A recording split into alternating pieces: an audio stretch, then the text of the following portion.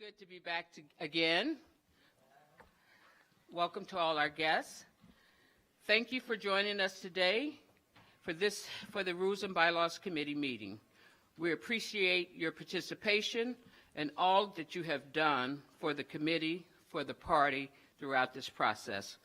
I am Mignon Moore from the District of Columbia, along with my co-chair here, Jim Roosevelt from the Commonwealth of Massachusetts.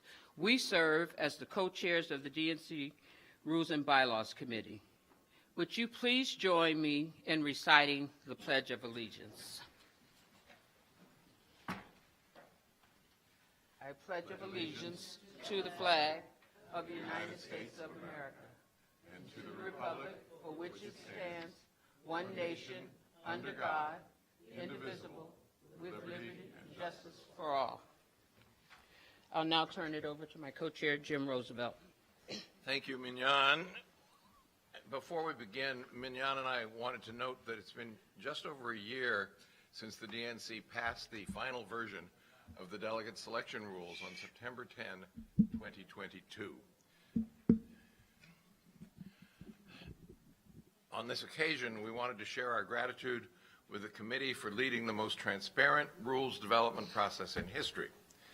As you know, RBC meetings have always been open to the public, but for the first time in this cycle, all meetings of the RBC were live streamed. In fact, they're still available to view on the DNC's YouTube channel for those who are unfamiliar with our process and would like to catch up on our work over the past year, or who have trouble getting to sleep at night. But for those who will watch our recordings later, a brief overview of what we accomplished today. In January of 2022, we began our discussion of the 2024 delegate selection rules.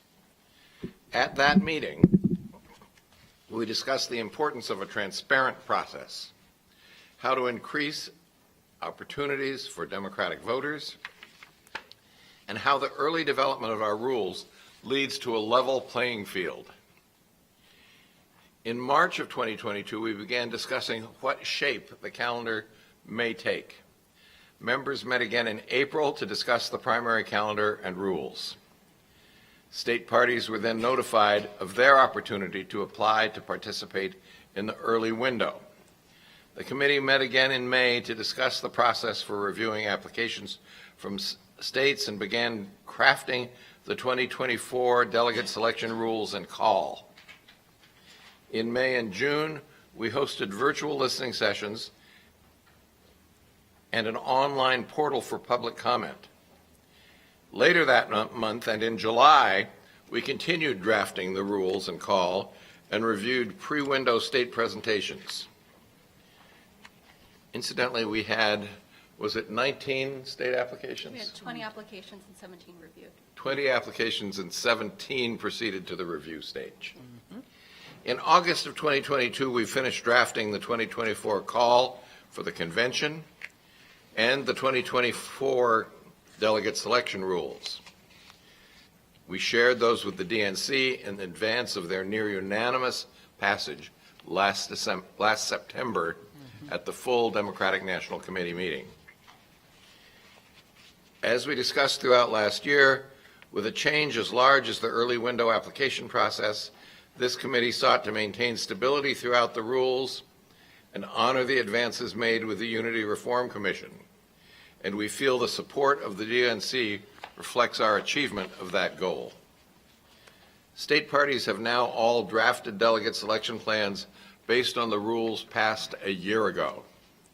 They've been posted for public comment, and the plans we have reviewed and will review today have been voted on by their respective state committees after their public comment period.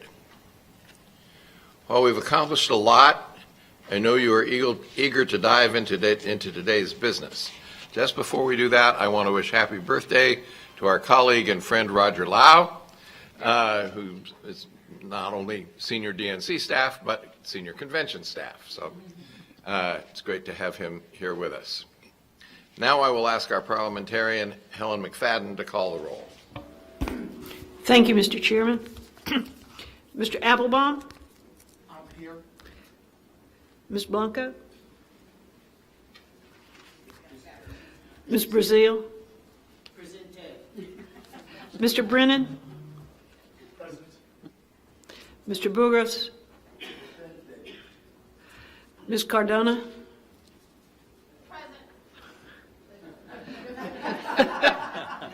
Mr. Curry? Ms. Daughtry? Ms. Daughtry has given her proxy to Ms. Brazil. Ms. Martin? Ms. Dowdell? Mr. Elete? Ms. Fowler? Mr. Aridia? Mr. Jones? Ms. Kmark? Here. Mr. Leon? Ms. Lewis? Here. Ms. McGarrick? She has given her proxy to Mr. Leon. Mr. Martin has given his proxy to Ms. Schwecker.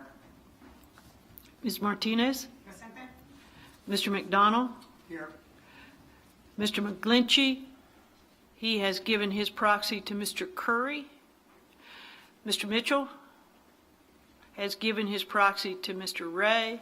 Mr. Ray? Mr. Saunders? Mr. Spate has given his proxy to Ms. Blanco. Ms. Schwecker? Mr. Thompson has given his proxy to Mr. Elete. Ms. Weingarten? Ms. Williams? Okay.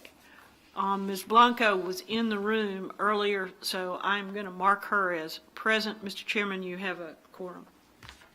Thank you, Helen. As Helen just announced, we do have a quorum. Per our charter and bylaws, a quorum is constituted by 40% or 14 RBC committee members present in person or by proxy, and we're obviously way beyond that.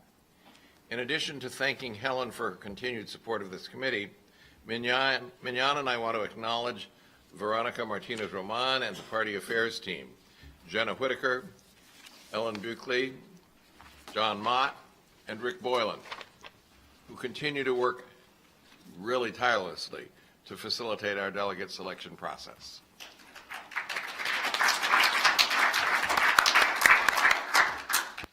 We would also like to express our gratitude to DNC leadership, Sam Cornell, Mary Beth Cahill, and Nick Bauer, the Secretary's Office, and DNC Legal Counsel Andy Levine.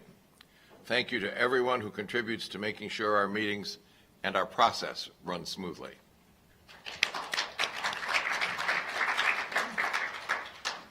Our primary business today is consideration of delegate selection plans. You can find the agenda for today's meeting in your binders. Before we dive into consideration of delegate selection plans, we have a couple of updates to share with you. But first, a housekeeping matter. During the course of the meeting, if you are speaking, please make sure to press the speak button on your microphone so the court reporter, members of the press, and live stream members can hear you. When you have finished speaking, please make sure to press the mute button on your microphone so they can't hear whatever you choose to say. Can you move your microphone closer? They can't hear. Your microphone. What? Bring mine. Actually, if you hit the speak button after you spoke, maybe it'll turn off the mic, not me. Mignon, I'm going to turn it back to you unless there are any questions. Okay. So at our last meeting, before reviewing the plans, we wanted to first provide you with an update on the issues related to Alabama SDEC. As we explained at our last meeting, the DNC Executive Committee voted in June to refer all pending and future challenges the DNC received related to Alabama's SDEC's May 6th meeting and any issues stemming from it to the RBC. In the time since that meeting, we shared the rules of procedure with 3 sets of challengers and the state party and appointed a hearing officer, Ms. Kim Keenan, to hold an evidentiary hearing in accordance with our rules of procedure. Ms. Keenan is a Democrat who is an experienced litigator, mediator, and arbiter, and neutral in the context of the challenge. She's a recognized leader among multicultural social justice organizations and has served as general counsel to the NAACP and was president of the National Bar Association. That hearing took place last Friday here in Washington, D.C. All members were given the opportunity to view the hearing, and I know a few of you were able to watch the 9 hours. The issues raised in the challenges are complex, as demonstrated by the 9 hours dedicated to the hearing and hundreds of pages of exhibits submitted by the parties. We look forward to receiving Ms. Keenan's report before our October meeting, hearing from the parties then, and discussing a proposed resolution with you all. We will keep you updated and apprised of any new developments in the meantime. Thank you so much. Jim? Thank you. So, including the plans we will review today, this committee will have considered 53 delegate selection plans. There are still a handful of plans remaining, which we hope to take up at our October meeting. We have a few updates on those plans. First, we wanted to provide an update on our previously considered plans.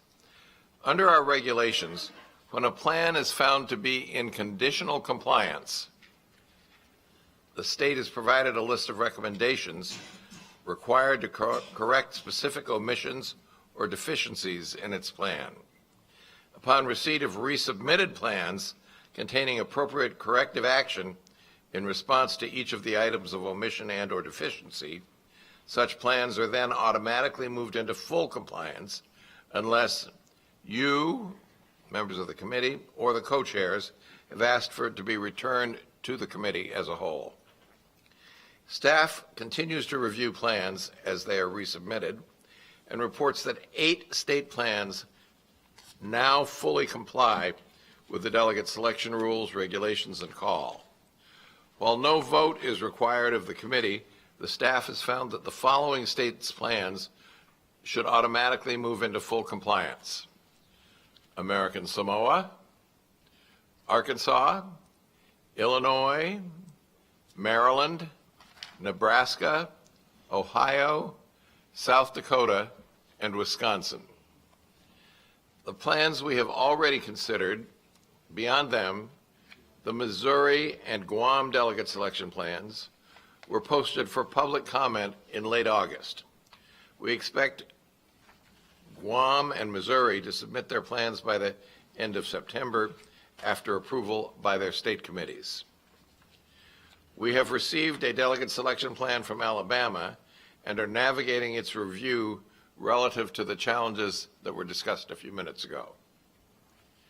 We are continuing to work with the Iowa Democratic Party to navigate a system that complies with our calendar.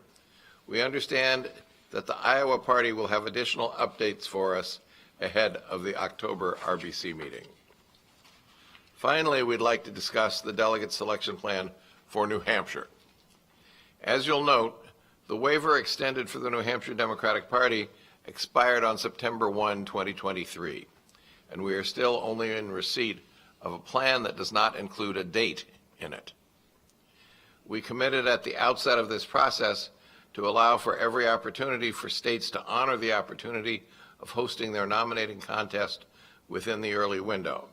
We want to recommit to that principle and continue to work with the New Hampshire Democratic Party towards that goal. To that end, we would like to put forward a motion to extend New Hampshire's 12A waiver until Saturday, October 14, 2023. So moved, Mr. Chairman. Second. It's been moved and seconded. Is there any discussion?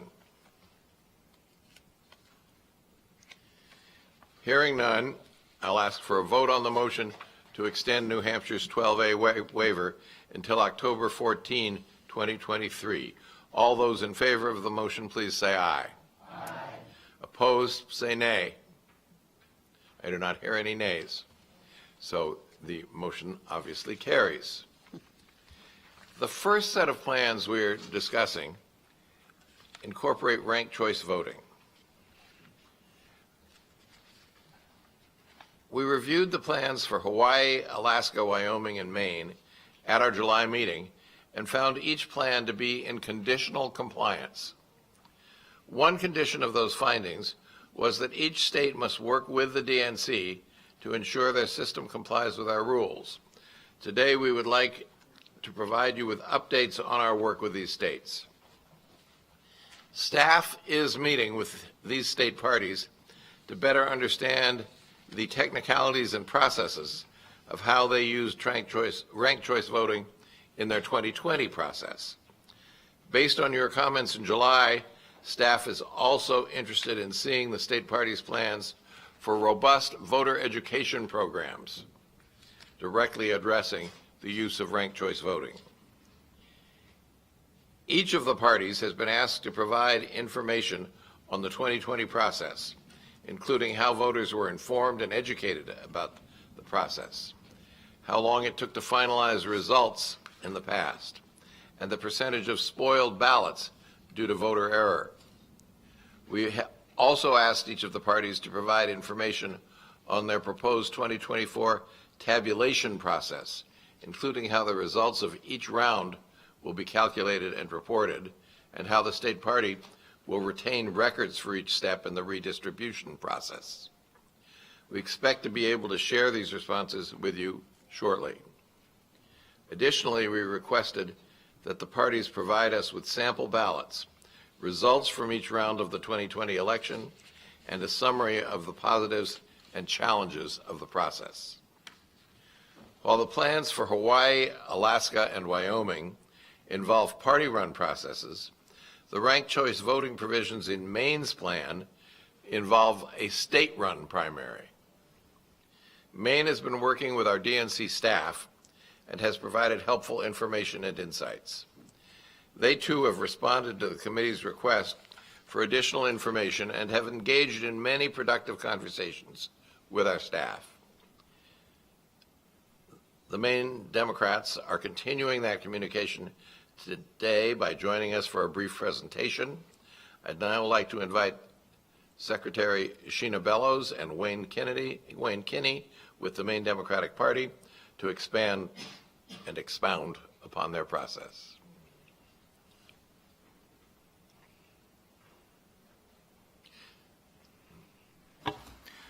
Good morning. I'm Wayne Kinney, representing the Maine Democratic Party. Thank you for having us. My title is Chair of the Franklin County Democrats, but I have been involved in delegate selection issues for about 20 years, and previously in Oregon, where I also served on the DNC for a while. But I would like to introduce now Sheena Bellows, our Secretary of State, and take it away. Thank you so much, Wayne, and it is a true honor and pleasure to be with you here today. My name is Sheena Bellows. I'm Maine's first female Secretary of State. Before I got into politics, I worked at the National American Civil Liberties Union and was Executive Director of the ACLU of Maine. I ran for office and joined the State Senate and was Executive Director of Maine's Holocaust and Human Rights Center. My background is in civil liberties and human rights. And so I'm excited to talk to you about ranked choice voting. We just have a few slides to help break down how we do what we do in Maine and touch on some of the issues regarding voter education and tabulation. Ranked choice voting, of course, is something we've been doing in Maine now for 3 cycles, so 3 federal elections and 3 statewide primaries. So if Jenna, if you'd advance the next slide, there's a slide presentation at the front. So first and foremost, and I did bring some extra copies of our sample ballot from 2022. So ranked choice voting has very much come into play in Congressional District 2 that is currently represented by Congressman Jared Golden. And I think one of the things that's fundamental to the ease of voter use of ranked choice voting is clean ballot design. So you can see on the ballot across the top, first choice, second choice, third choice, fourth choice. In the 2022 election, there were 3 candidates plus the write-in option. Instructions to complete the ballot are on the ballot itself. And I just want to speak a moment to the voter education that the Secretary of State's office does for every election. So we have print materials that we distribute to communities. We have videos that are widely seen that we promote on social media, on our website. We have online materials. And then it's very important to us to go in and do community education and community outreach. So we do a number of voter education events. We are very proud of our level of voter participation. In 2022, Maine had the highest rate of voter participation, both per capita and as a percentage of registered voters. And of course, Maine is also proud that every Maine citizen can always vote and never loses the right to vote. Next slide, please, Jenna. So one of the things that is wonderful about having experienced ranked choice voting over 3 cycles, the 2018, 2020, and 2022 cycles, is we have some data. So we know that rates of spoiled ballots or blank ballots are not significantly higher in ranked choice voting elections, and that undervotes and overvotes are less than 1%. We also have exit polling. So as a reminder, ranked choice voting was passed by voters in Maine at a statewide referendum election in 2016. Paul LePage, a Republican governor, was governor at the time, and I was entering the Senate, coming out of a district that had voted for Trump, and the Republicans controlled the state Senate at the time. So they tried to partially repeal ranked choice voting in that legislative session and were successful. So Democrats, joined by progressive independents and sort of consolidating that progressive bloc, brought another referendum, and ranked choice voting was upheld on the ballot in 2018 as well. And so exit polling in 2018 demonstrated very high levels of Democratic enthusiasm, much stronger than Republican antipathy, but also found that voters found it to be either somewhat or very easy. And that was the very first cycle that they were using it. So I think that's one thing that's really important, is that the data supports what we already know to be true. And I will say one of the things that we've observed is that ranked choice voting in Maine has become part of our core Democratic Party values. It is very popular, widespread. So how does tabulation work? Because I think that is the last piece that I want to touch briefly on before taking any questions that you have. Next slide, please, Jenna. So ranked choice voting, so keep in mind, Maine, like all of the New England states, administers our elections at the municipal level. So our 500 plus towns and cities are running the election, tabulating the ballots on election night.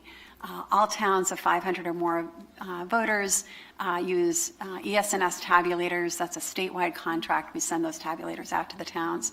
And then the tiny towns, and we do have towns with as few as 5 voters, do hand counts, but only if they're very tiny.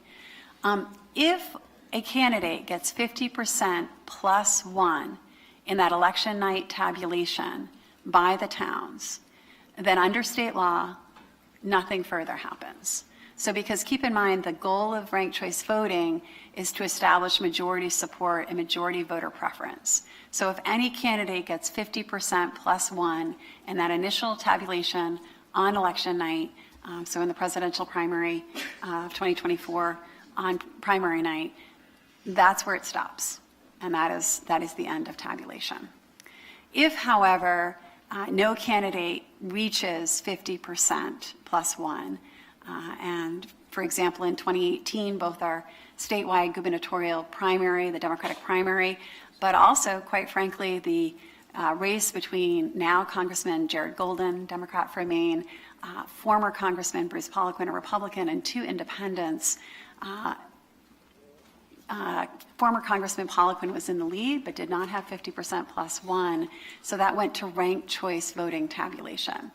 Law enforcement under my direction are deployed to retrieve the ballots and the memory devices from the tabulators. Those are brought to our state capitol in Augusta, where we do a centralized public processing of those ballots and memory devices for the ranked choice voting tabulation. Any member of the public may attend. Attorneys from both parties or multiple parties are on site, reviewing every step of the process. And quite frankly, in 2022, I narrated the whole thing on a live stream that we published, and you can view today if you want to see how that worked.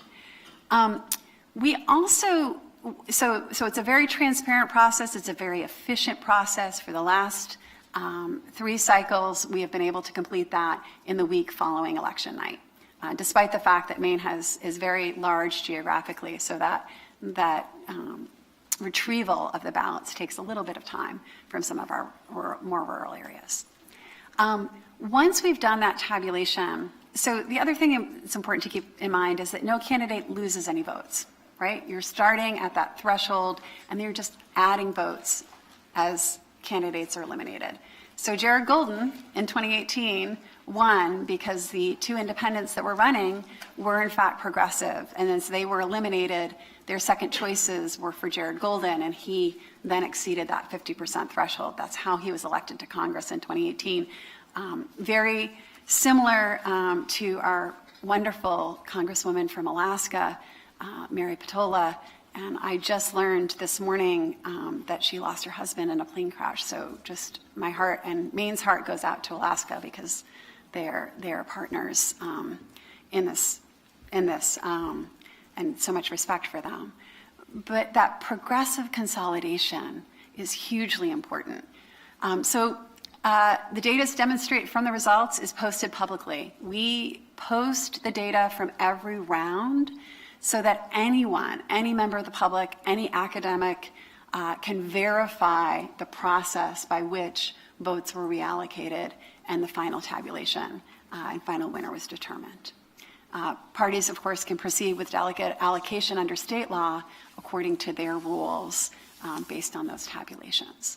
So that's my last slide. I wanted to keep it fairly simple and open it up to any questions you might have about Maine state law, about our process, about our voter education efforts. I will just say this, or three things to remember. First and foremost, in Maine, we love ranked choice voting. It is working extraordinarily well. It is well tested. Second, it is very popular among Democrats, among what we call unenrolleds or independents, which is very important. We'll be moving into a semi-open primary, and among young people, in part because, again, people can, they can vote their heart, but know that their least favorite, there's no danger that their least favorite candidate might get elected. And then third, one of the things that, we are observing in Maine is that voter confidence is the currency in politics.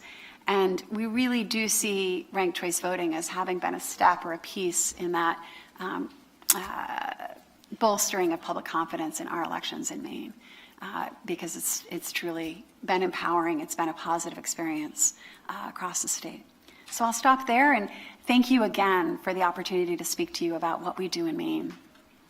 Thank you very much, Secretary Bylaws and my friend Wayne. I do see a question here, Stuart. Thank you. That was an excellent presentation. I'm someone who is intrigued by ranked choice voting, but I also know there are several different iterations of ranked choice voting. In our rules, in order for a candidate to be eligible to receive delegates, they have to receive at least 15%. If only one candidate receives 15%, is that the end of the counting? Or do you bring together the votes, the other choices of the other candidates to see whether or not they reach the 15% threshold? Thank you so much for that question. I think I'll give you 2 examples just so that there is clarity about how it might work. So if a candidate, so say hypothetically in 2024, say President Biden were to receive 85% or 90% of the primary vote on election night in the presidential preference primary, That's the end. There is no subsequent tabulation. Under state law, ranked choice voting tabulation, that centralized count that happens in Augusta, only happens if no candidate receives at least 50% plus a vote of the vote. So in that situation, that first count that is published by the municipalities on election night is the count. Now, if you had a multi-candidate primary where you had, and it was a very competitive primary, and of course Maine's presidential preference primary is on Super Tuesday. So say you had something that looked a little bit more like Maine's gubernatorial election in 2018. We had just experienced 8 years of Paula Page. There was significant Democratic interest. We had an attorney general, our current governor, Janet Mills, running. We had a military veteran, former Speaker of the House, just a really competitive primary. And in that situation, none of those candidates received 50% plus one in the first round. So we did bring all of the ballots to Augusta for the ranked choice voting tabulation. Now, at that point, under Maine rules, tabulation continues until there are 2 candidates left. Someone has received 50% plus one. And so what you did see in that contest, so Janet Mills was the leading vote getter in the first round. Adam Cody was a close second. Bessie Sweet was third. Mark Eves was fourth. He's the former speaker. And I mention him for an important reason. They were the top vote getters in the first round, and there were a few others below them.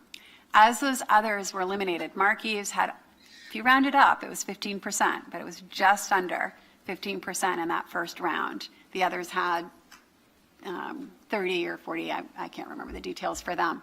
But as the other candidates that were well below I won't say fringe, the lower threshold candidates, well below threshold, were eliminated and their votes were reallocated to those voters' second choice preferences. Mark did in the second round edge up just from just below 15% to just above 15%. He then was eliminated in the next round because he still had a substantially fewer number than the other candidates. So Janet Mills was the top vote getter in the first round. She was the top vote getter in the final tabulation as well, with over 50% of the vote. So that's how it works in Maine. The publication of the different rounds does permit parties to apply their rules in accordance with their desire. And if we apply our rules, that would mean that a candidate who received less than 15% on the first round would not then be able to meet the threshold by receiving second place ballots. I'm going to turn to Wayne for the plan, but Well, our interpretation was that a candidate who can get 15% gets a delegate, and that ranked choice voting helped with that, and that candidates who could not get to 15% by being eliminated earlier would never be able to get to 15% because they were eliminated, and so they wouldn't get a delegate. So all candidates who do not receive 15% in the first round would be eliminated. I understand what you're saying. Okay, our staff is continuing to work with the main party staff to answer variations on these questions, and so we will be back to clarify that answer. Okay. Yvette? Thank you, Mr. Chairman.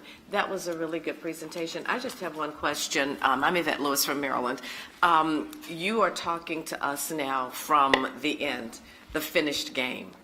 And it sounds like it's wonderful and it's smooth and it's working perfectly. I'm interested in the growing pains.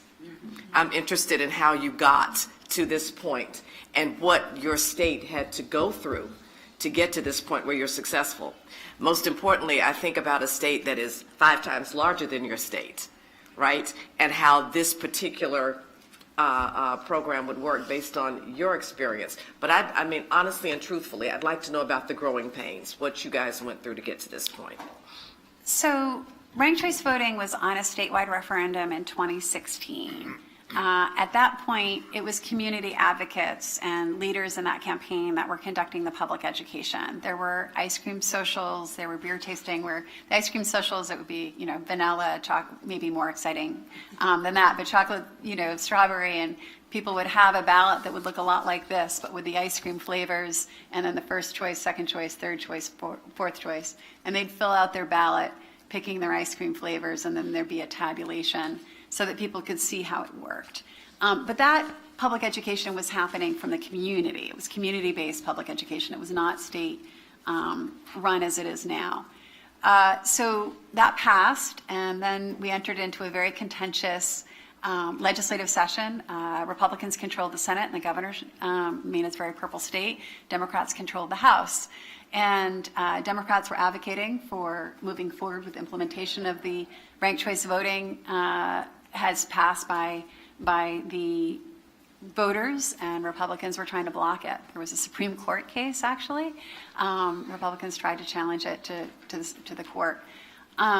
So the legislature passed. It wasn't a full repeal. It was some modifications that had the effect of a potential repeal.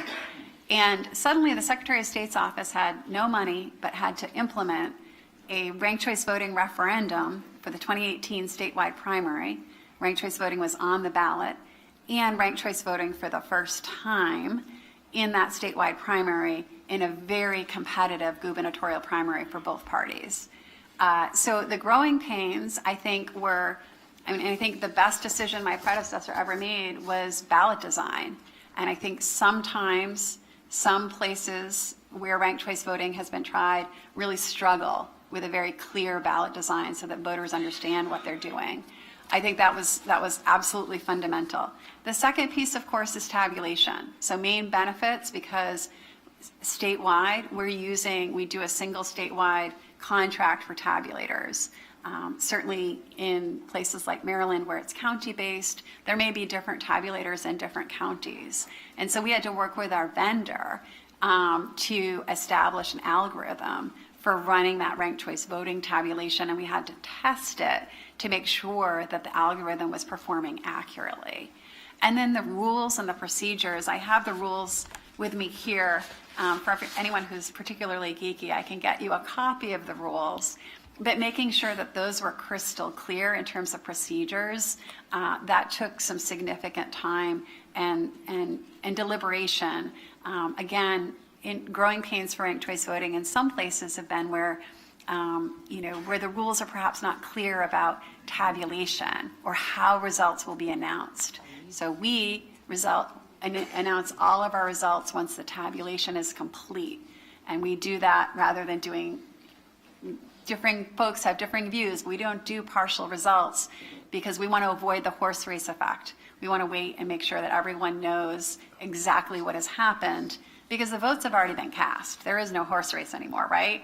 So we want to make sure that people understand that the people's will was implemented. So those were some of the growing pains, were the ballot design, the tabulation process, and the procedures around counts and release of the results. Certainly since then, I think because we got ballot design and tabulation correct, and quite frankly, the rules, although took a great deal of time and deliberation to write, much like the work that you do, because we were successful in making sure that those were clear and transparent, I think that's how we got it right in that very first election. That's what I was about to ask. Where did voter confusion, how did you factor voter confusion into all of this? So I think, again, the instructions are on the ballot at the very top. And I have lots of copies. If you want to find me after the meeting, I'm happy to distribute those. I believe you might also have a screenshot of it in your binder as well. And we also did posters and print materials at our polling locations. We had online videos and on social media, especially for younger audiences or audiences who might not be accessing print materials or maybe accessing information in their homes or on their phones. And so that was certainly something that we did. And the good news is that the exit polling and the data on spoiled ballots demonstrated that we didn't actually have high levels of voter confusion. So that was important. The other important piece I will say is, again, in the rules, say you only like Jared Golden and you want him to be your first choice, your second choice, your third choice, and your fourth choice. Under our rules, that counts. You're not messing up your ballot. So certain consideration like that, what might a voter do that is still valid because they only have one choice, and it is Jared Golden. And so I think that also that combination of thinking through, okay, ballot design, what's the voter likely to do, and what do the rules say about how to make sure that we're counting that and really upholding the voter will. Would the same thing be accomplished if they put Jared Golden first and then didn't mark anybody else? Exactly, yes, So- that counts as well. What we call, where I come from, Yep. bullet voting. Okay. All right, Frank? Yes, I just wanted to clarify, Maine has not used ranked choice voting in a political primary before, nor has it ever used it in a multi-candidate proportional representation system, as opposed to a winner-take-all system, right? That's correct. This would be our first presidential primary. And the We have used it statute, in- as the statute is written, talks about basically a two-candidate winner-take-all, but different rounds. And so we've talked to the Maine Democratic Party about how they're going to implement the statute, and we're continuing to have those conversations. And I think that's where we are right now. Thank you. And we're certainly open to having those conversations about statute. I have the statute with me today. Again, happy to share it with anyone who likes. We have a citizen legislature in Maine, so our statute is really simple and easy to read. Happy to share that. And we actually did make some modifications at the request of the party in 2021 so that there was some clarity about the ability to apply the rules to the process that we're describing. And also keeping in mind, I think, and this is very important for 2024, if you have a clear majority preference candidate, if you have someone that has exceeded that 50% plus one in that first tabulation, that's the end of it. I think that's important for people to know. All right, David McDonald. Thank you, Mr. Chairman. I actually have one comment and I think one or possibly two questions. The comment is, just for the record, I don't really want to get into a debate today. I don't agree with Mr. Applebaum's statement that our rules require you to get 15% on the first round of balloting. I believe our rules require you to get 15% on the final vote. When we looked at it, we discussed it before, and we may discuss it again. It's not I'm just noting my disagreement, so we don't have a record that sounds like we all agree on that. We will discuss it again. Yes, I'm sure we will. My actual question is, do you have to complete the counting of a round before you can go to the next round? And as a result, when do you get all of your... The answer to that was yes, right? Yes. Yes, and for the record, actually, but that being said, it is more automated than that. So we use ES&S high-speed tabulators at the state office, and we are uploading memory sticks from the machine towns. We are matching the results that are uploaded to what's been reported on election night. So we're proofing that what we're seeing on the memory sticks corresponds to what we saw on election night. And we are processing all of the paper ballots that are coming from the paper count, hand count towns, which are, again, we're not talking a lot of hand count towns, but you know, the 3 voters, the 10 voters, the 20 voters. So we're putting those through the tabulator. Once all of the data is uploaded, once the memory sticks are uploaded and the ballots have been tabulated, we can run that algorithm so that it's issuing those rounds sequentially, but quickly. We're not having to do, say hypothetically you had a 8-round primary or a six candidate primary. We're not doing 6 rounds of uploading the ballots again. That's where the tabulator is doing the work for us. So it happens very quickly once the ballots and the memory sticks have been brought together and then actually compiled and uploaded. Thank you. That was my second question, which you've already answered. But to come back to the first one, when do your ballots have to be in? If you are in a state such as mine where ballots simply have to be postmarked the day of the election, but may not arrive for 2 weeks afterwards. How does that delay publication of the first round and tabulation of the second, third, however many rounds? So Maine has no excuse absentee voting 30 days prior to Election Day. So our voters have access to their ballots 30 days prior to Election Day. And they can do that in person at the polling location, which is the clerk's offices in these little towns because it's municipal level elections.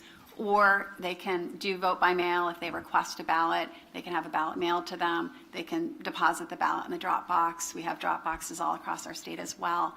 And so we do have a deadline of that you must have returned your ballot by 8 p.m.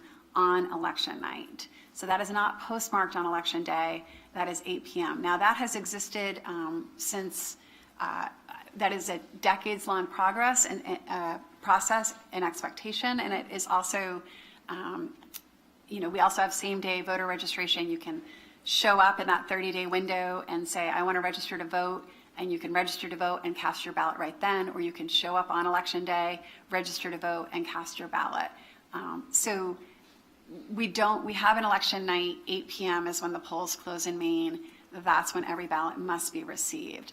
We do work closely with the U.S. Postal Service. Our local folks have been really terrific. We do sweeps in the evening so that we're getting any ballots that are in the mail processing centers in Maine, making sure that those aren't getting left in the mail. But we do have that 8 p.m. deadline. So as a result, there is no real delay with the ranked choice voting tabulation in our state. I can see how it could be more complicated in another state if your ballot needs to be postmarked by Election Day. Thank you, David. Carol Fowler. Thank you. And you said early on that your goal is to end up with a candidate who has 50% plus one, and this seems to me to be a wonderful way to get to 50% plus one. But we don't care if a candidate has 50% plus one. We only care who gets how many delegates. And I can see, what if we had 3 candidates and 2 got 30% and 1 got 40%? We're okay with that. What would be the point of retabulating and trying to get to 50% plus one when that would have no bearing on what came next for us? So the state administers a single primary election for all parties. At this point in Maine, there are 4 parties that have qualified or qualifying status. There are others that are seeking qualifying status. So we have rules or laws that was designed for that efficiency of running a single primary that then parties, and it says, our law says, allocation of delegates to a party's national presidential nominating convention must be in accordance with any reasonable procedures established at the state party convention. So we do this tabulation, and that provides, you have your election night results. That is clear and published. So if a party is not using ranked choice voting, which again, in Maine, Democrats love it. The opposition has been from Republican leaders over time. And then we do publish each of those rounds so that if different parties have different qualifying thresholds, they can apply the rules in a way that works for them. So could you then say, okay, the Republicans have a winner-take-all system in Maine. I don't know whether they do or not. They do in some states. So you want to retabulate the Republican vote until you reach a point where somebody has 50% plus one. Could you then say we're not going to retabulate the Democratic vote because the Democrats don't have a winner-take-all? We're going to go with the first percentages that everybody got in allocating delegates, so don't retabulate the Democrats. The way our current law is written, on election night, if any candidate in any party has 50% plus one, that stops. If there is a party in which no candidate received 50% plus one, then certainly the process of bringing ballots to Augusta to do a ranked choice voting tabulation would be triggered. It's not a decision by us that is linked to the party's preference. It is just a mathematical, based on the report on election night. Just as, we run, obviously, primaries for every candidate up and down the ballot, for the legislature or whatnot. And we will often see on primary night for our statewide primary, which is in June, that there'll be a certain race and a certain party in a certain race that they may have multiple candidates in that primary, and no one got 50%. So we're just doing a ranked choice voting tabulation for that particular party's candidates, yes. So you insist on retabulating even though we don't want to know? The law is neutral to the parties, the law is neutral to the party. Because it is rooted in the voters' preference for ranked choice voting. So, and because of the enthusiasm, I think, it was a democratically controlled legislature and a Democratic governor when ranked choice voting for presidential primaries passed. I think there's just a lot of party enthusiasm for it. Keep in mind, we are a state that is very purple, that has a history of either third-party candidates or candidates who are independent or unenrolled but tend to be more liberal or progressive, splitting votes with Democrats and resulting in Republicans prevailing in races where the majority of the voters perhaps preferred the progressive or liberal ideals, but split their votes. So that's sort of the genesis of ranked choice voting in Maine. Thank you. Randy Weingarten? So I think this is, sorry. Speak. I think this is more of a conversation for the Rules and Bylaws Committee itself, as opposed to our amazing people from Maine. But I want to raise it now because I think it's just the threshold question of this. Assume for a second, and it sounds like you've done an amazing job of making ranked choice voting work. And so thank you for that. And, but the threshold question, which I think we've said, I don't remember which meeting, but over the course of the last couple of years when we have had these presentations before, is that ranked choice voting is a really important way of getting to a winner in a competition for an actual winner of an election, as opposed to a race for delegates in a presidential process. And can those two things be aligned? And whether it's the 15% issue, or whether it is another kind of issue, the real question becomes, in this race for delegates, in a primary process to determine who a party's presidential candidate is this a process that actually dilutes that other process, or is this a process that helps? And that is still the question, and this has been a great example because you've done the technical work to make this work, but the theoretical question and the policy question is still there. So if I can just comment, policy question is there. If we were dealing with a party-run process, we might come out with a particular rule or guideline in that respect. We're trying to deal with a state law process, and that's what makes this complicated. I'm not going to say twisting ourselves into a pretzel, but complicated. Okay, so that's why staff continues to work with the Maine party staff to come up with something that meets our rules but also follows Maine law. Luis Heredia. Thank you, Mr. Chairman. Madam Secretary, I have two questions. The first one is, did Maine have municipalities or local governments implementing ranked choice voting before it went to the 2016? So to the question of like muscle memory of the voter base, having knowledge about how this process works. So the city of Portland is our largest city. For many of your states, it would be a small town.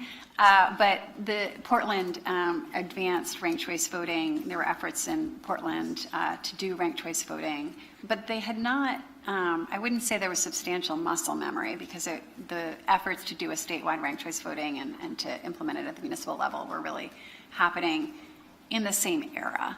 So we didn't have a city that had been doing it for a decade or 2 decades, if that's really where your question is. Subsequently, the city of Westbrook, again, a mid-sized town perhaps in Virginia or Maryland and some states, has adopted ranked choice voting for their municipal elections as well. So municipalities may adopt ranked choice voting for municipal elections, and some of the larger ones are starting to do that. But it's a permissive structure, it's not a mandate. Maine has a very strong, in our Constitution, the municipalities have a lot of power. Counties have very little, and the state has the power to cajole or to reprimand, depending on the day. We don't have any cities or towns like my home city, which has been doing it for 8 decades. No, we don't. We don't. That's right. My second question is primarily in a state like Arizona, where we have multiple language and our ballots have to be translated and explained, and there's a lot of effort from county recorders to make sure that we adhere to some civil rights decrees, actually. Does Maine have, do you translate your ballots? Did you see any difference in participation? I wish we had that data. We don't. Unfortunately, Maine doesn't have some of those significant, we're not translating ballots currently. That is one of my goals in the future. I do a lot of community outreach to new American communities in Portland, in Lewiston. One encouraging piece is we don't keep data, obviously, on the ballots by race or ethnicity, but when we were looking at spoiled ballots, or we're not seeing any anomalies in terms of where those happen in the state. So, but that's certainly something that we aspire to in the future. The 2 areas where we are doing, taking this ballot and making it accessible are through our, are for people with disabilities. So our Express Vote are voting for people with visual disabilities. So we have an online voting system for people with print disabilities, and then we have the Express Vote in every polling location. But that's a different issue than translation, which we have not done. Thank you. Well, thank you, Secretary. And yes, Donna Brazil. Sorry, I didn't see your name. Yes, sorry about that, Donna. You know, Madam, thank you so much. I had the great honor of visiting Maine this summer. Portland, Cape Elizabeth, Vinyl Haven, beautiful state. I love the lakes. I can sit down, relax without worrying about crocodiles or alligators, cottonmouth snakes and other creatures, mosquitoes the size of my toe. So I appreciate your state, love it. And if you ever need somebody to come and do voter education, I'm willing to come in August. Wonderful. We'll feed you lobster. Thank you. Oh, and it was $5 a pound in Vinyl Haven. Let me ask you a question, and Luis got to part of it, which is the experience of some of the municipalities with ranked choice voting. And did you see similar outcomes in terms of being able to count the ballots in a pretty orderly process? That was my first question. My second one went to, I recognize that you mentioned that there was some opposition to ranked choice voting that came from Republicans, and you used the word antipathy. How did that manifest itself? I mean, you can be opposed to something that, you know, voters approve of, but are there still attempts to try to repeal ranked choice voting? And if so, where are you folks on that? And lastly, will ranked choice voting be used in the future for the election of the governor and other state officials? And thank you again. Beautiful state, love it. And you can bring me some of your lobsters or send them. FedEx will allow you. That's a promise next time. And it's not a bribe. And your questions clearly illustrate that you know Maine extraordinarily well. So yes, there have been efforts to repeal ranked choice voting brought to the Maine legislature every single session. And they have been defeated by Democrats as a bloc. There's been a lot of unity within the Democratic Party, and I think in some ways that opposition to ranked choice voting has strengthened the support for ranked choice voting among Democrats and progressive independents. The safeguards, so if the next question is what might happen if Republicans were to control the legislature and the governorship in Maine again, which we did have as recently as 2011 and 2012. The safeguard on repeal is the people's veto. So Maine has a process, a referendum process. If the people disagree with a law passed by the legislature, and just as a sidebar, in Maine, every proposed bill gets a committee vote and votes on the floor of the House and the Senate, no matter what. Every single bill. So those repeal votes, they haven't been locked up by leadership in a committee. They've always gone through that committee process, been defeated in committee, but then still, even if they're defeated in committee, they get a vote on the floor. And they've been defeated on the floor every single time. But should they pass, then it would be up to grassroots community activists to gather signatures to bring the issue to referendum. And that's exactly what happened in the legislature in 2017 that I was in. I was in the state Senate, in the minority, in the Senate. And they couldn't get full repeal because it was a closely divided House. It was a Republican Senate, a Republican governor, but they got some changes, they got some postponement, they got some partial repeal. And even though it was only partial, the activists immediately got enough signatures to put it on the very next ballot, which was June of 2018, and the people voted for the second time in favor of ranked choice voting and overturned that repeal. So I think ranked choice voting, at least as a state law, is here to stay. Now, the issue of gubernatorial elections, again, shows your familiarity with Maine, and appreciate that. The Republicans brought a request to the Maine Supreme Judicial Court and challenging the constitutionality of ranked choice voting under the Maine Constitution. And Maine had changed its constitution from a majority requirement for governor to a plurality requirement for a governor in an insurrection attempt right after the Civil War that Joshua Chamberlain stopped at the State House. So Maine had changed its constitution from majority to plurality in the Constitution. And the Maine Supreme Judicial Court ruled that until Maine changed that word in the Constitution back, ranked choice voting could not apply for the statewide general election for governor. It could apply to all the statewide primaries, and it does, including governor, and it could apply to all the federal elections, and it does, but not the gubernatorial election, which was really devastating to advocates for ranked choice voting, because we've had, LePage was elected because you had a progressive independent, Elliott Cutler, and Mike Mishu, former congressman, split the Democrat and progressive vote, and that's how Paul LePage won his first race. And a second. Thank you. All right. This has been very, very educational, very helpful. We will be talking further with both you and your staff. Thank you, Secretary, and thank you, Wayne, for joining us. We really appreciate all this information. Thank you. It's truly an honor, very much. Great, thank you. Let me just comment that any time a new factor is introduced to the delegate selection process, we do try to critically examine it. Ranked choice voting is no different.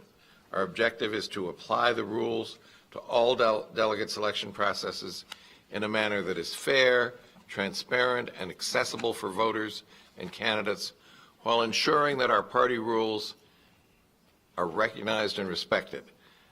You've heard a little bit of that today in terms of how we coordinate party rules and state law.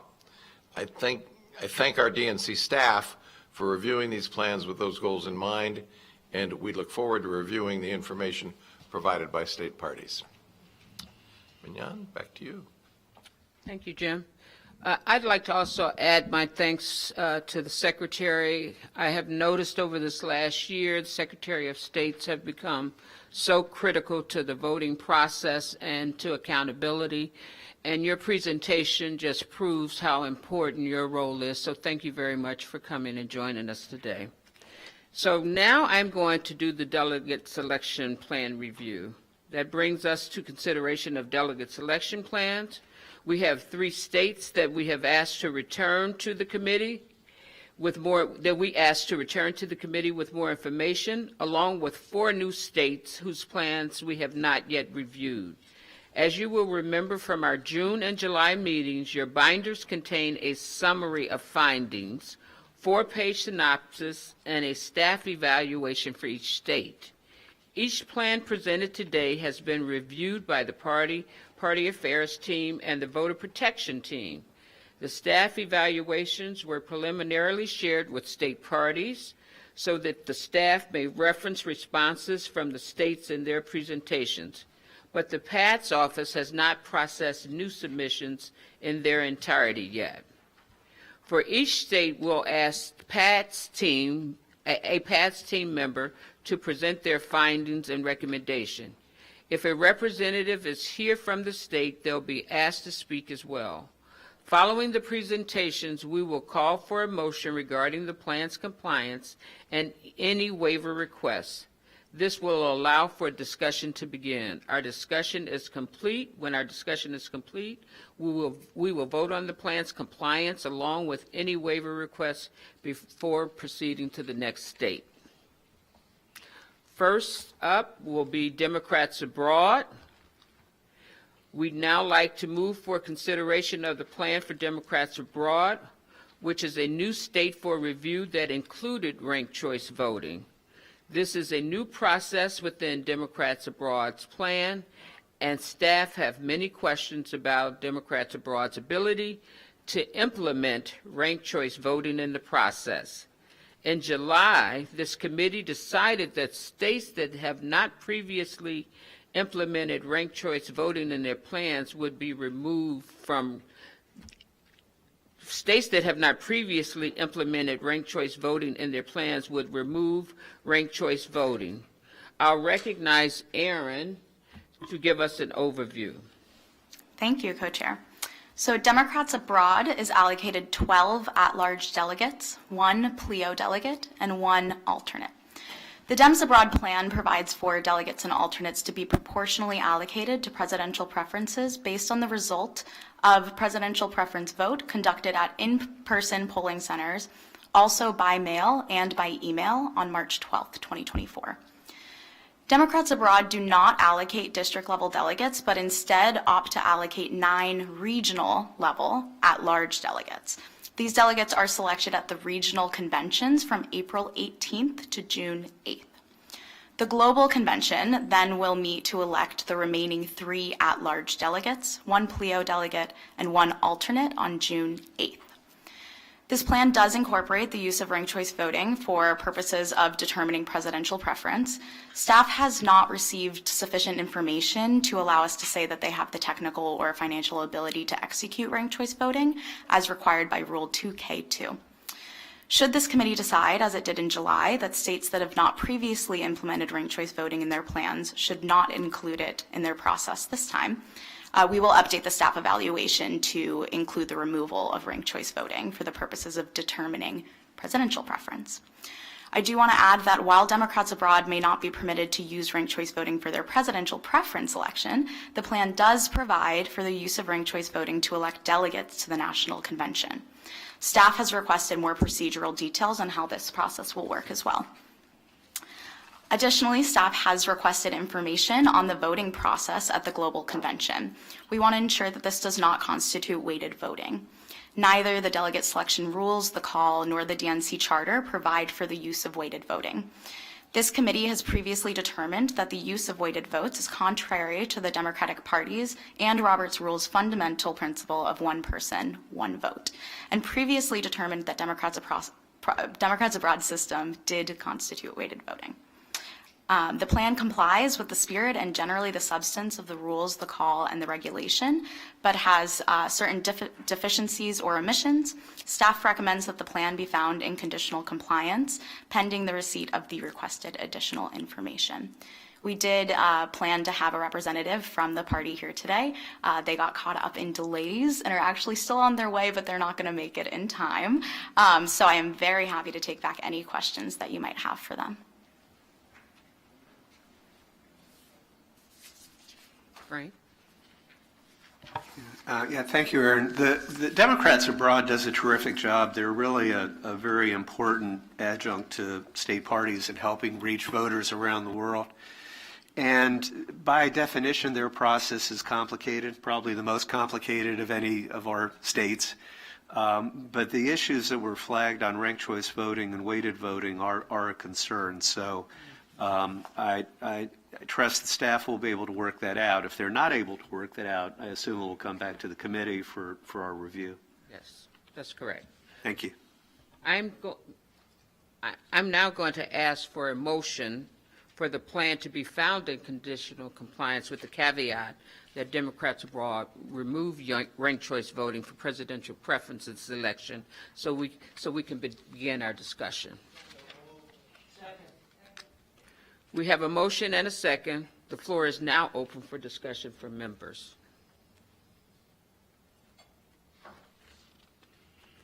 Seeing no further discussion, the chair will ask for a vote on the motion to find the plan in conditional compliance. All in favor of the motion say aye. Aye. Those opposed? The ayes have it. And now I'll turn it back over to Jim. So the next state on our agenda is Oregon, which we considered at our June meeting. I'll recognize Aaron once again to give us an update on where we are in the process with Oregon. Thank you, Co-Chair. A very brief update, as Co-Chair just mentioned, the committee reviewed Oregon's delegate selection plan at the June meeting. While Oregon does not utilize ranked choice voting for their presidential preference election, the plan does provide for the use of ranked choice voting to elect delegates to the national convention. The plan was found in conditional compliance, contingent on Oregon providing more procedural details for their use of ranked choice voting in the election of national delegates. Oregon has worked with the DNC staff, and we expect to have sufficient procedural details for the committee's review at the upcoming October meeting.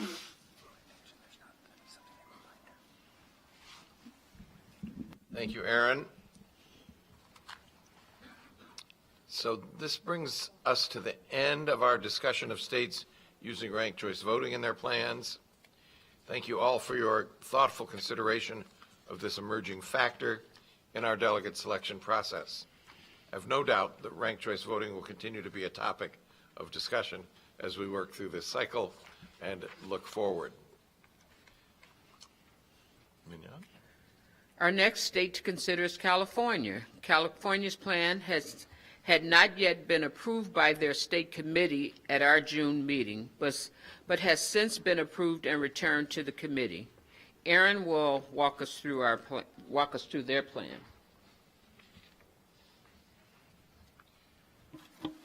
Aaron? Thank you. Okay. Yes, sorry. The delegate selection plan for California provides for delegates and alternates to be allocated proportionally to presidential preferences based on a presidential preference primary on March 5th.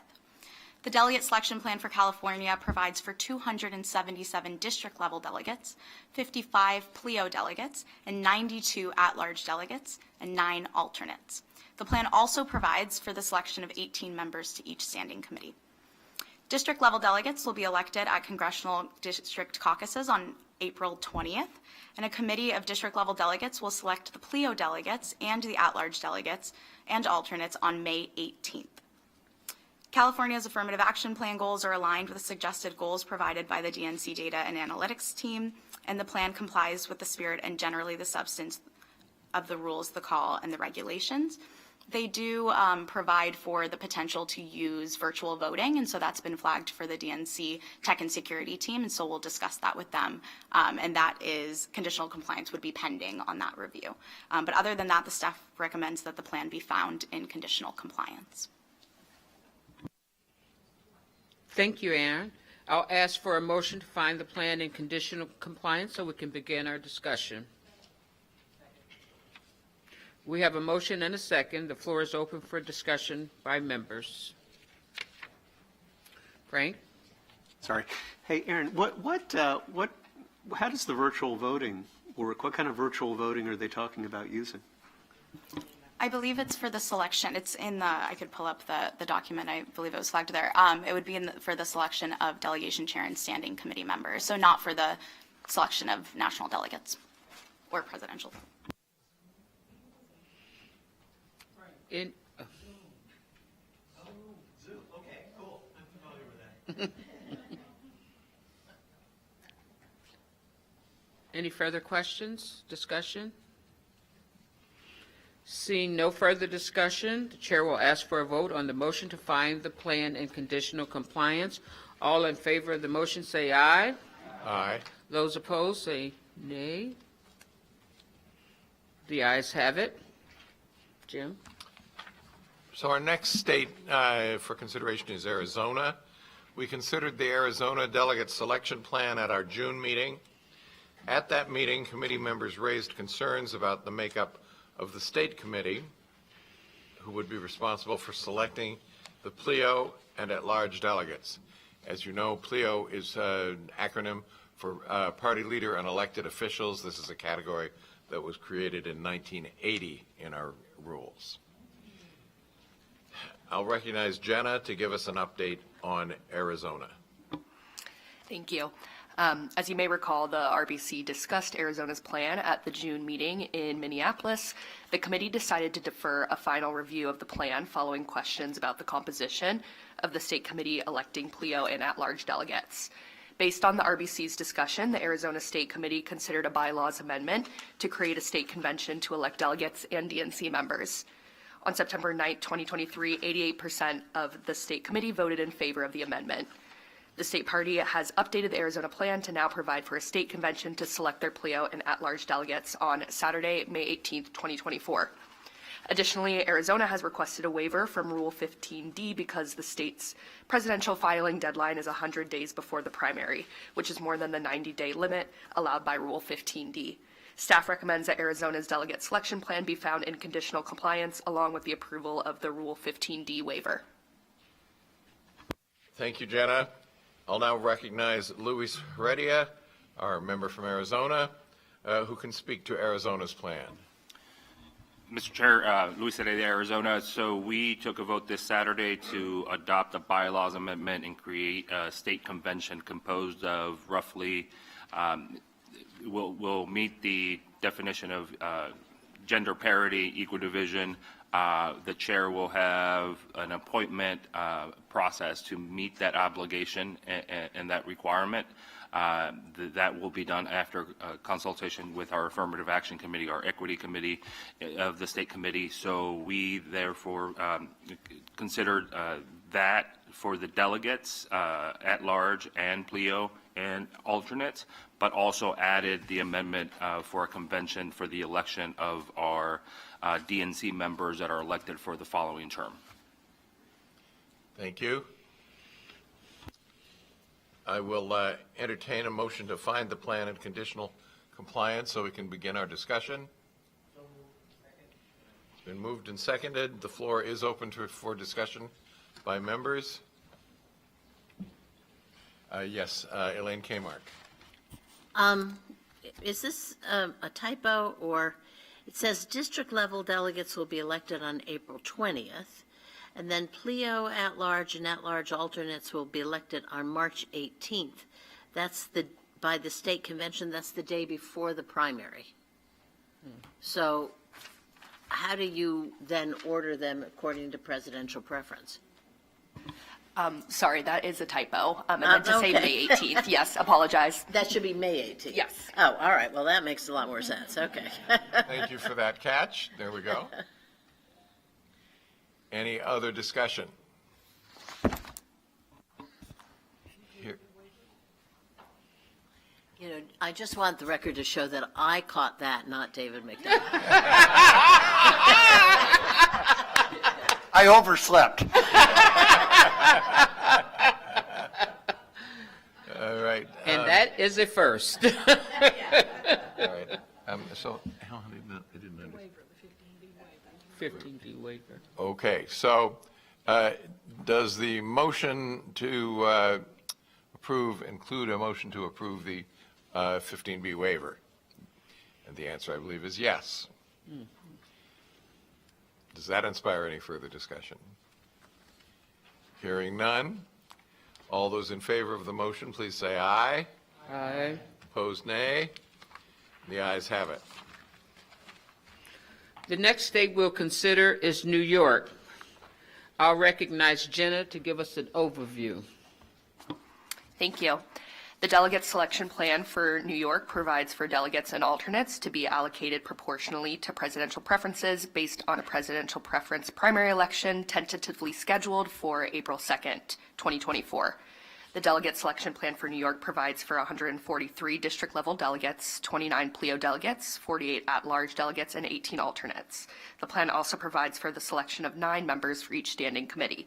Currently, New York is allocated 191 base delegates. Pursuant to Article 1C of the call, New York is eligible for a 10% pledged delegate bonus for holding its primary in April. District-level delegates will be elected on the ballot on April 2nd, 2024. The state committee will select the PLEO delegates and the at-large delegates and alternates on a date to be determined. A quorum of National Convention delegates will select the standing committee members to the delegation and the delegation chair on a date to be determined in 2024.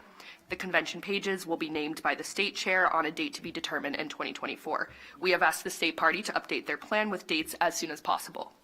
New York's affirmative action plan goals are aligned with the suggested goals provided by the DNC data and analytics team. The plan currently includes a 15,000 petition signature requirement to place a presidential candidate's name on the primary ballot. This requirement will need to be adjusted, or a waiver for Rule 15A will need to be requested and received by the Rules and Bylaws Committee. The plan complies with the spirit and generally the substance of the rules, the calls, and the regulations, but has certain deficiencies or omissions. Staff recommends that the plan be found in conditional compliance pending the receipt of the requested information. Thank you, Jenna. I'll now ask for a motion to find the plan in conditional compliance so we can begin our discussion. Thank you. Thank you. We have a motion and second. The floor is open to discussion for the members. Has New York in previous years had a petition requirement this large, or did they just dream this up this time? Have we given them a waiver for this in the past? My memory is that they have had always a very large petition requirement, and that there's been and in fact the presidential candidates make a lot of hay out of trying to knock people off the petitions of their opponents. So I think this has been going on for quite some time. Since 1976, you might recall. Yes, okay. And I'm one of those presidential campaign managers that tried to knock someone off the ballot. It's a great game. It's a great game. The record shows it as accurate, your statement, Madam Chair. Donna? My question doesn't go to the ballot access issue, but rather, again, what I mentioned at our last meeting, and I keep looking at these diversity goals in big states like New York, like California.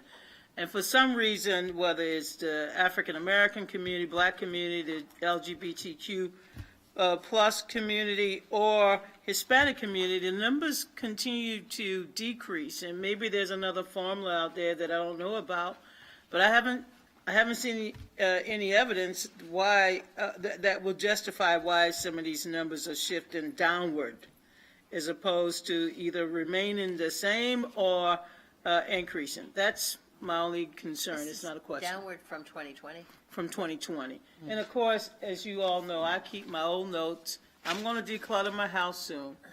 but something is happening. I just want to bring it to staff attention because I'll raise it again in October. Okay. Thank you. Stuart? I notice on the synopsis, under 2023, it says January 16th of 2023 is when the filing period closes for district-level delegates. Should that be 2024? Yes. Elaine, thank you for texting me. David? I just slept right through the. What happens when you come from the West Coast? I understand. Is there any further discussion? Seeing no further discussion, I'll ask for a vote on the motion to find the plan in conditional compliance. All in favor of the motion say aye. Aye. Those opposed say nay. The ayes have it. Jim? Before we proceed to the next state, I think maybe Mr. Leone has a comment. Yeah. Oh, I'm so sorry. No, I apologize. So the 15,000 signature requirement is in state law, I assume, and it's not in compliance with our rules, which I believe require a 5,000, set a limit of 5,000 as a requirement, I think. And of course, Susan will remember years ago when we had this problem in Virginia, we had to go out and collect 5,000 signatures for every presidential candidate as a condition of our waiver. Apparently that doesn't apply in New York, but I mean, if you're going to get a waiver in this, doesn't the state have to show provable positive steps to change that requirement? I guess that's my question. Yes, I'm assuming, but I'll leave it to our expert over here. Well, that is our normal requirement, so we will look for a report back on that before moving to compliance.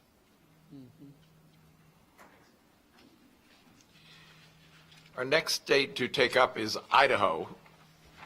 I'm going to recognize Rick Boylan to give us an overview. Idaho's plan is being presented at this meeting because the state party needed additional time to prepare and approve its plan. Idaho held a presidential primary in 2020, and the Republican legislature had planned to hold a presidential primary in 2024. But due to some issues with drafting the legislation, the Secretary of State determined that the primary could not be held. There was a possibility of holding a special session to resolve the issues, but that failed. In the meantime, the state party was kind of on hold, trying to figure out what system they were going to use, and ultimately had to revise its plan from being a primary-based plan to a caucus plan. So that's why we're now finally seeing the Idaho plan. They plan to determine presidential preference based on a county caucus process, with that first step being held on May 23rd, 2024. Delegates will be elected at the county caucuses, or delegates elected at the county caucuses to the state convention will convene by presidential preference in district caucuses on June 22nd to elect 13 district level delegates. The full state convention will elect 3 PLEO delegates, 4 at-large delegates, and 2 alternates.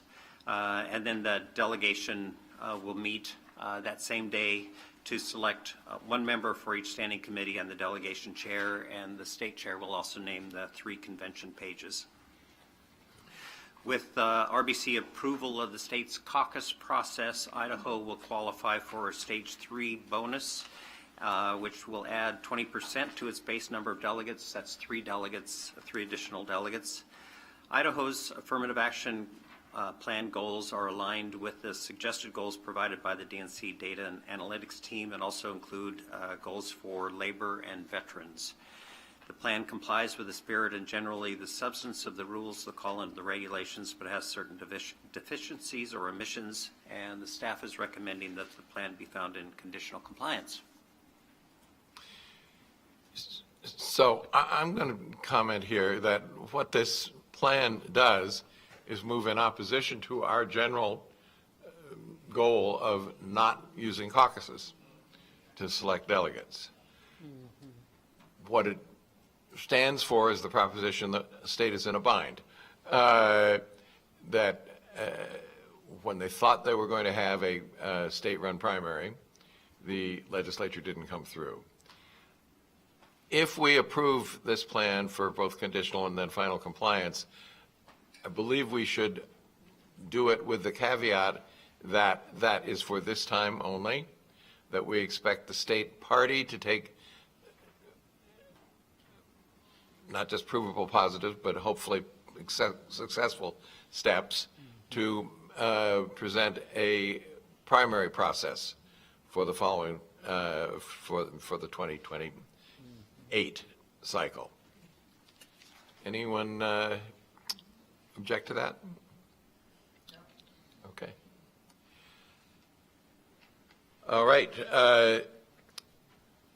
Did we have a motion? Not yet. No. Not yet. Okay, we have a question. Frank? Pardon me? You can do the motion first. All right, so we'll include the motion in discussion then. And you're making a motion, okay? All right, and is there, I'll move. is there a second? And there is a second. To conditionally accept. All right, so now the floor is open for discussion by members. Yeah, I apologize. I don't think I've seen the plan. Maybe I missed it. Is the caucus just in person, or is there any absentee voting component to it? Thank you, Frank.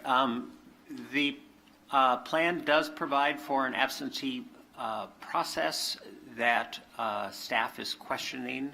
The process right now says that if there is a request for absentee participation, it will go to the state chair, who will determine whether it's reasonable and make accommodations. So we've told them that that's not sufficient, and that they need to change that. Rick, just to step back, the vote called for in the plan is by, who votes under the plan? All persons, Idaho has party registration, so anyone that identifies as a Democrat or is registered as a Democrat, and then Idaho also allows for same-day registration, so unaffiliated voters can also register to vote as Democrats, and Idaho also will allow people to sign a statement that they wish to participate as a Democrat. So it's not just people who were previously elected to a county committee or something like that. It is people who choose to participate in this process. Yes. Will this all take place in just one location? No, these are going to be county caucuses, so each county will have a caucus process. Okay. I don't expect you to know off the top of your head, but I think when it comes back, I'd like to know how many counties there are in Idaho, just so we get a sense of how accessible this is. If there are 82 counties, it's very accessible. If there are 3, I'd like to know more about distances. There are 44, I am told by Veronica. So I think we can all kind of calculate in our heads how that might spread out across the state the size of Idaho. Okay. All right. Is there any further discussion? So the motion is to find the plan in conditional compliance. I do sense that there is more to be resolved during the conditional period than in most states. Well, there are, I believe, 10 pages of staff suggestions in our evaluation. Thank you. I've learned how to sense those things over the years. Okay. Any further discussion? All those in favor of the motion, please signify by saying aye. Aye. Aye. Opposed, nay. And the ayes have it.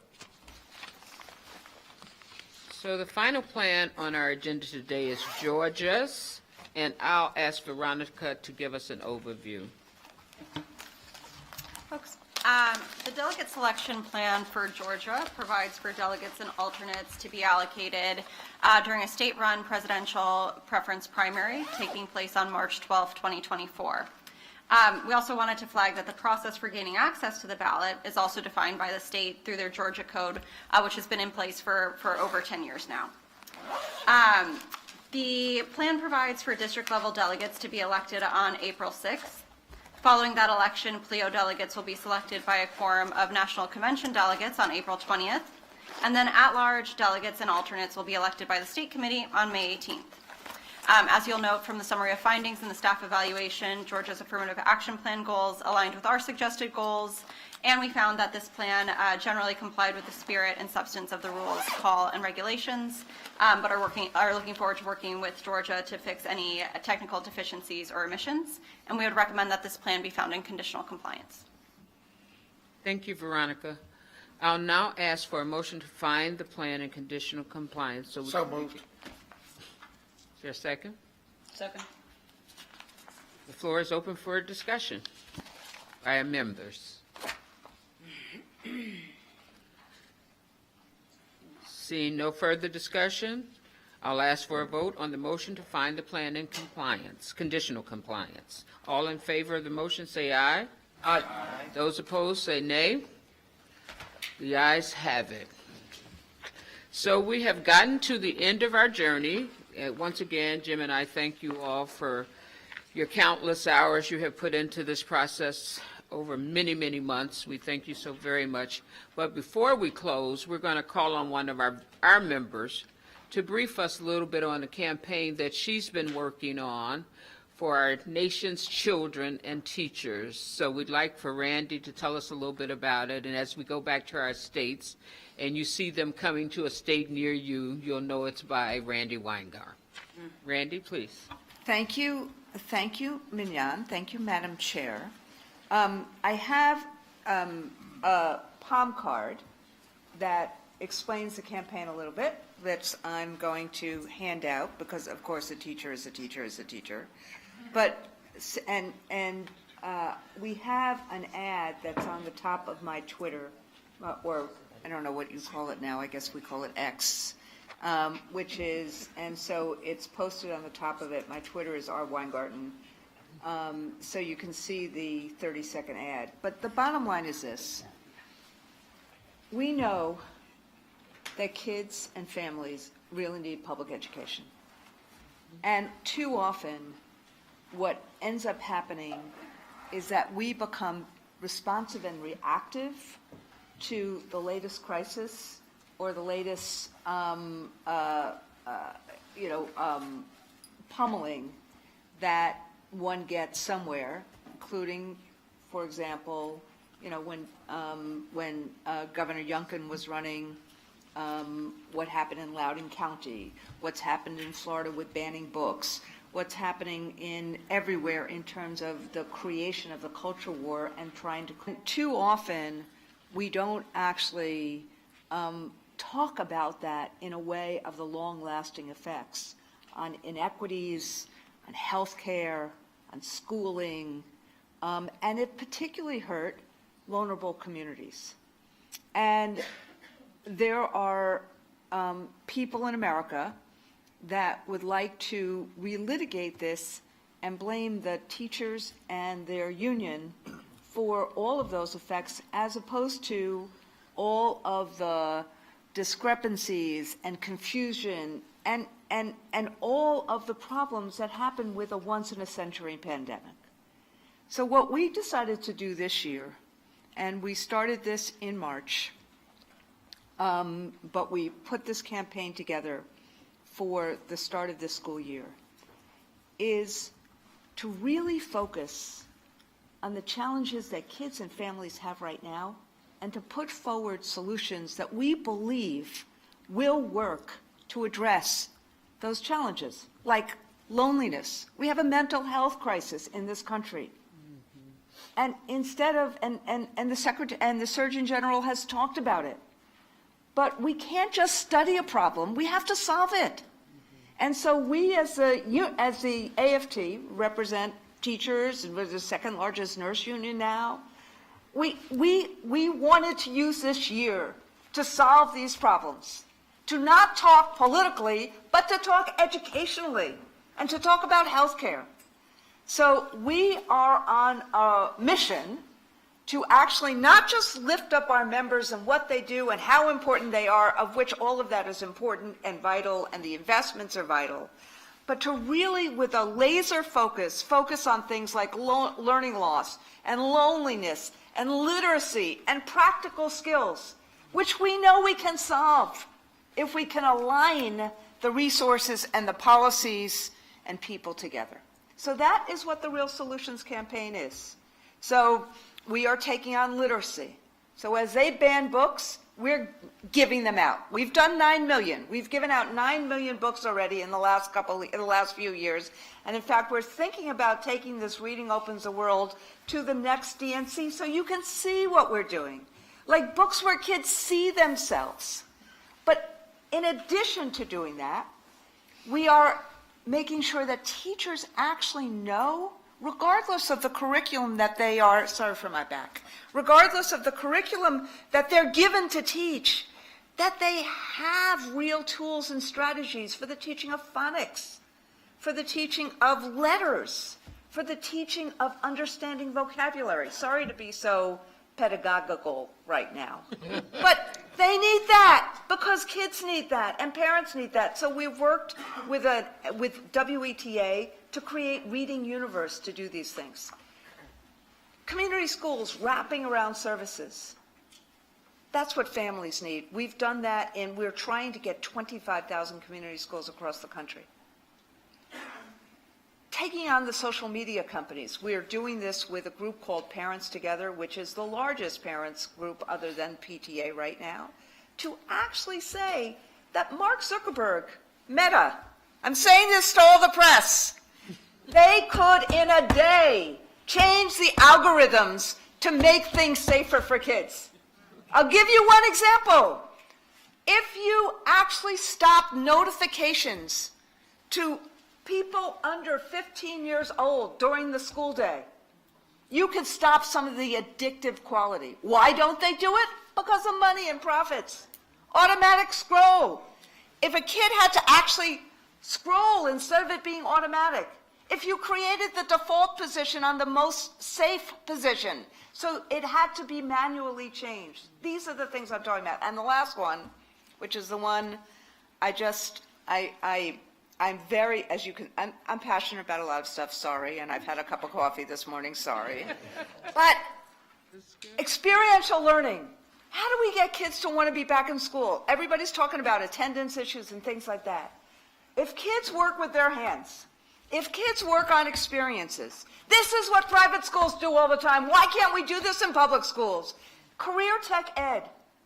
It is a game changer. And if you think about all the new economy that a president has done and all the new jobs that it is creating, if we could create an alignment starting in high school on all of these new things, these new pathways. Yes, carpentry, yes, welding, but culinary, cybersecurity. There's 2,200 new skill pathways that could be monetizable for kids. Let's start them in high school. Let's make public schools in high school about lots of choices for kids. 60% of the kids in America don't go to college. Yes, we need to make college more affordable. Yes, we need to get them enticed to go to college. But why don't we do this? So that's what the campaign is. It's literacy, it's community schools, it's taking on the social media companies, it's creating experiential learning, and the goal is that every public school should be a place that parents want to send their kids, educators want to work, and most importantly, kids thrive in safe and welcoming environments. And we're going around the country to places, and we're doing a lot of stuff to not only lift this up, but last thing I'll say is this. The people who oppose us, they got one thing: defund public schools. Get rid of them, voucherize them. There is not one idea that they have presented to help kids and help families. And our party is the party of family, and we're going to do everything we can to help families thrive. Thank you. Thank you, Mignana. Well, thank you. Very important campaign. Members, that brings us to the end of our agenda for today's RBC meeting. Thank you, as always, for your patience and your hard work.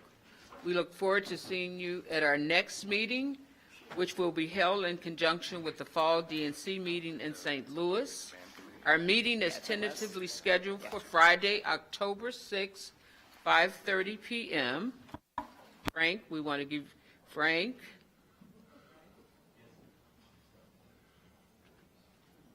We don't want you to sleep this one. My name is David I wasn't going to say Tom. I was going to say David. I was going to say David, but I was just seeing if you were woke. Our meeting is tentatively. I know that's. Did you say woke or awake? Oh no, he's beautiful. Our meeting is tentatively scheduled for Friday, October 6th at 5:30. We'll get you the confirmation of the date as soon as we get closer to the meeting. Are there any questions or announcements before we go? We heard from our esteemed President Randy Weingart. Is there anything else we need to hear from any of the other members? Seeing no further questions or discussion, we want to again wish Roger Liu, if he's in the room, a happy birthday. He is so integral to the DNC family. And with that, I will call for a motion to adjourn. Thank you again, members, and to all the staff for your hard work. Without objection, we will adjourn. All right.